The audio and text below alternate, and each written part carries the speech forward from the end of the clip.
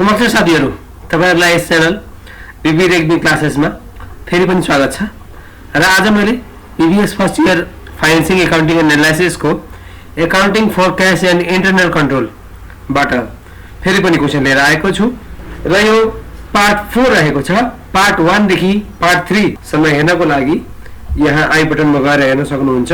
र आजको हाम्रो क्वेशन यस प्रकार रहेको छ। Following information extracted from the accounting record of Camel Betting Company as of June 30, 2011 भनेर क्वेशनले भनेको छ। र दिएको इन्फर्मेसनहरु यस प्रकार छ। Balance as per bank statement as on June 30 was 18,862 and the cash balance in the company's book was 17,250। अर्थात bank को unadjusted balance तपाईको 18,862 देखाएको छ भने कंपनी को अनएडजस्टेड बैलेंस तपाईको 17,250 देखाएको छ। सेकेन्डमा दिएको छ bank service charge of ₹25 has not been recorded in the book. त्यस्तै गरी बैंक सर्भिस चार्ज 25 रुपैयाँ छ, त्यो बुकमा रिकर्डेड गरिएको छैन। गरी थर्डमा हाम्रो दिएको छ चेक रिटर्न बाइ यो कैमल बेटिङ कम्पनी हो, कोरल लेखेको त पनि कैमल बुझ्नु होला। Camel betting company which has not yet been cleared at the bank total ₹1220।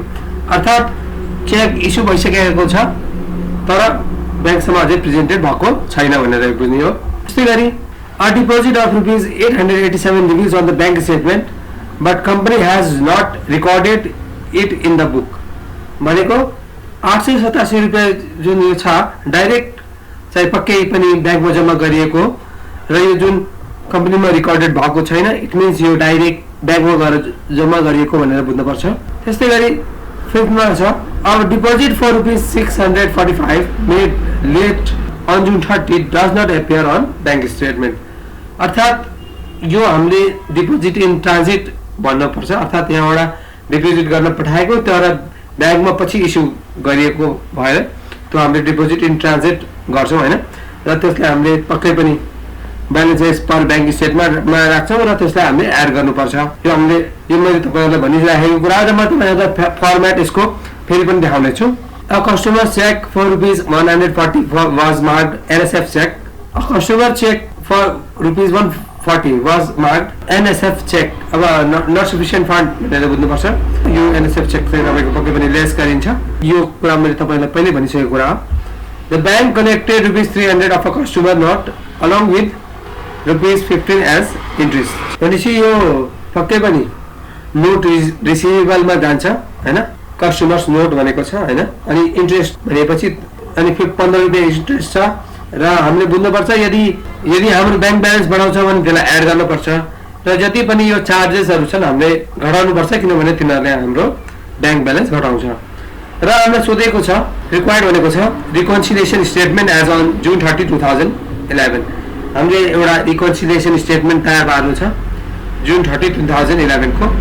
र सोधेको छ how much cash balance should be reported on camel betting company June 30 balance sheet. हामीले के बुझ्नुपर्छ भने एडजस्टेड ब्यालेन्स नै हामीले त्यो कम्पनीको ब्यालेन्स शीटमा देखाउने हो। सो त्यही हाम्रो एन्सर हुन्छ। र अब हामी चाहिँ यसको सल्युसनतिर लागौं। र सल्युसनतिर लाग्न भन्दा पहिला मैले तपाईहरुलाई यसको फेरि पनि मैले फर्मेट देखाउने छु। मैले तपाईहरुलाई पार्ट 1 देखि पार्ट 3 सम्म त्यो फर्मेट देखाइराखेको छु अलवेज। सो अलि पनि म तपाईहरुलाई देखाउने छु अनि त्यसपछि हामी सल्युसन अगाडि बढ्छौं। यहाँ हेर्नु होला, यो हाम्रो यस्तरी कम्पनीको नाम पहिले लेखिन्छ बैंक रिकन्सिलिएसन स्टेटमेन्ट अनि एज अन अब डेट त्यहाँ दिइहाल्नु भयो।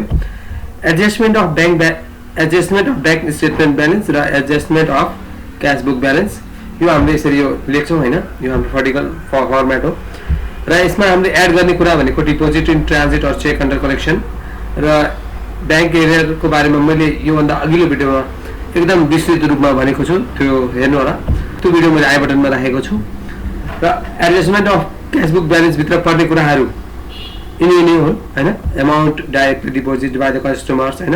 यी कुराहरुले हाम्रो ब्यालेन्स बढाउने भएको हुनाले हाम्रो यो ब्यालेन्स यो कुराहरू एड गरिन्छ हैन। Note receivable collected by bank, EFT received, interest earn, अनि यी कुराहरुले हाम्रो ब्यालेन्स घटाउने भएको हुनाले हाम्रो यसलाई लेस गरिन्छ।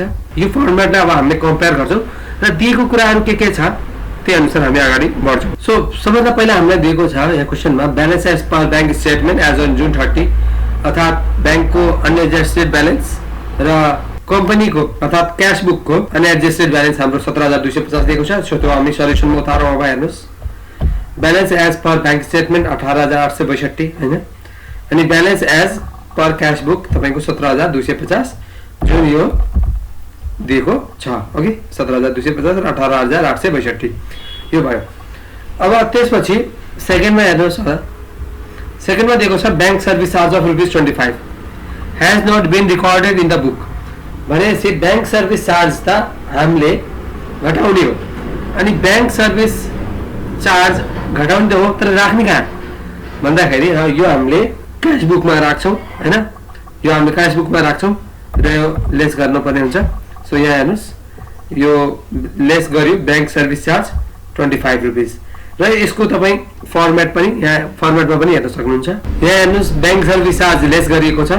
सो त्यही भएर हामीले पनि यहाँ लेस, सो हाम्रो सल्युसनमा पनि हामीले लेस गर्नुपर्ने हुन्छ। Cheque return by camel betting company which has not yet been cleared at the bank total ₹1220। अर्थात् हामीले के बुझ्नुपर्छ भने चेक इस्यु भइसकेको तर बैंकद्वारा क्लियर नभएको, अर्थात् बैंकमा प्रेजेन्टै भएको छैन। सो यो हाम्रो आउटस्ट्यान्डिङ चेक भित्र हामीले काउन्ट गर्छौँ र आउटस्ट्यान्डिङ चेक हामीले घटाइन्छ र यो चाहिँ हामीले ब्यालेन्स एज पर बैंक स्टेटमेन्टको तलतिर लेख्छौँ हैन, र यो हामीले लेस गरिन्छ। सो यहाँ हेर्नुहोस्, ब्यालेन्स एज पर बैंक स्टेटमेन्टको तल लेस गरिन्छ आउटस्ट्यान्डिङ चेक तपाईको ₹1220 यहाँ हामीले घटायौँ र यो घटाउने कुरालाई तपाईले यसरी ब्र्याकेटमा लेख्न सक्नुहुन्छ र यो आउटस्ट्यान्डिङ चेक लेस गरिन्छ। यो तपाईले हाम्रो फर्मेटमा पनि हेर्न सक्नुहुन्छ। यहाँ हेर्नुहोस्, यहाँ आउटस्ट्यान्डिङ चेक लेस गरिएको छ, यहाँ पनि हेर्न सक्नुहुन्छ। त्यसपछि क्वेशनमा हाम्रो के दिएको छ भने a deposit of ₹887 reveals on the bank statement but company has not recorded it in the book। अर्थात् ₹887 जुन यो रिभिल भएको छ on the bank statement but company has not recorded, कम्पनीमा रिकर्ड छैन, तर बैंकले के भन्छ भने ₹887 डिपोजिट भएको छ, मिन्स डाइरेक्ट बैंकमा गएर तपाईको पैसा जम्मा भएको छ र यसलाई हामीले यहाँ फर्मेटमा हेर्न सक्नुहुन्छ। Amount directly deposited by the customer भनेर बुझ्नुपर्छ र यो हाम्रो एड गरिन्छ, किनभने यसले हाम्रो सिम्पली ब्यालेन्स बढाउँछ। र अब हाम्रो सल्युसनमा पनि हेर्न सक्नुहुन्छ, डाइरेक्ट डिपोजिट हैन, यो ₹887 हामीले यहाँ लेखियो। A deposit of ₹645 made late on June 30 does not appear on the bank statement. अर्थात् ₹645 जम्मा गर्न पठाइयो तर जुन 30 मा चाहिँ त्यो एपियर भएको देखिएन। इट मिन्स त्यो डिपोजिट ट्रान्जिटमा छ, अर्थात् त्यो डिपोजिट इन ट्रान्जिटमा छ र डिपोजिट इन ट्रान्जिट भनेको एड हुन्छ, किनभने सिम्पली यसले हाम्रो ब्यालेन्स बढाउँछ।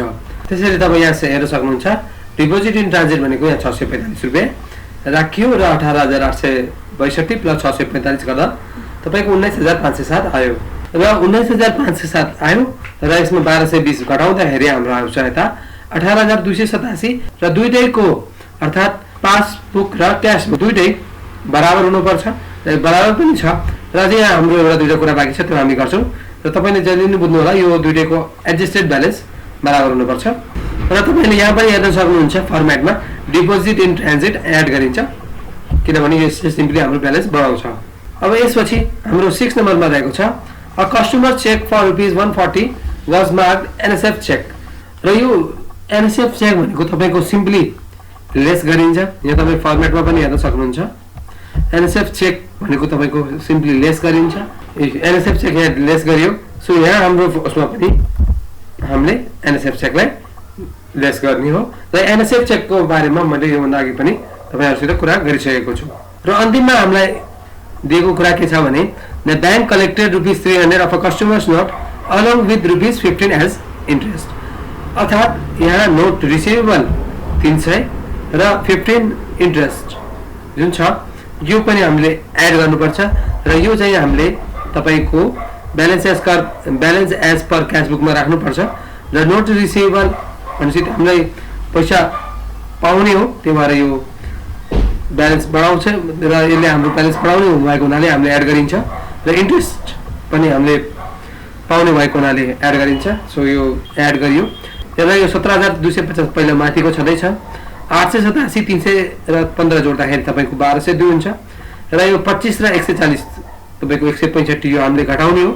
भनेपछि हामीले के गर्न पर्छ भने 17,250 प्लस 1,202 माइनस 165 गर्दाखेरि तपाईको आउँछ 18,287 र यसरी चाहिँ हाम्रो यो सोलुसन कम्प्लिट भएको छ, किनभने दुईटैको हाम्रो एडजस्टेड ब्यालेन्स बराबर आएको छ। र सेकेन्ड नम्बरमा सोधेको छ how much cash balance should be reported on camel batting company's June 30 balance seat. र हामीले के बुझ्नुपर्छ भने जुन हाम्रो एडजस्टेड ब्यालेन्स हुन्छ त्यही नै हामीले ब्यालेन्स सिटमा रिपोर्ट गर्ने हो। त्यही भएर यसको एन्सर के हुन्छ भने the adjusted balance produce by bank reconciliation statement that is ₹18,287 should be reported in the current liability section of the balance sheet. So यसरी चाहिँ यो हाम्रो सेकेन्ड नम्बरको पनि एन्सर भयो। र यसरी चाहिँ हाम्रो ब्याङ्क रिकन्सिलिएसन स्टेटमेन्टको मैले तपाईको 4 वटा भिडियो तयार पारेको छु र अन्तिमसम्म भिडियो हेरेकोमा धेरै धेरै धन्यवाद। प्लिज सब्स्क्राइब गर्नु होला। घाँटी बिग्रिँदा पनि भिडियो बनाएको छु। Thank you.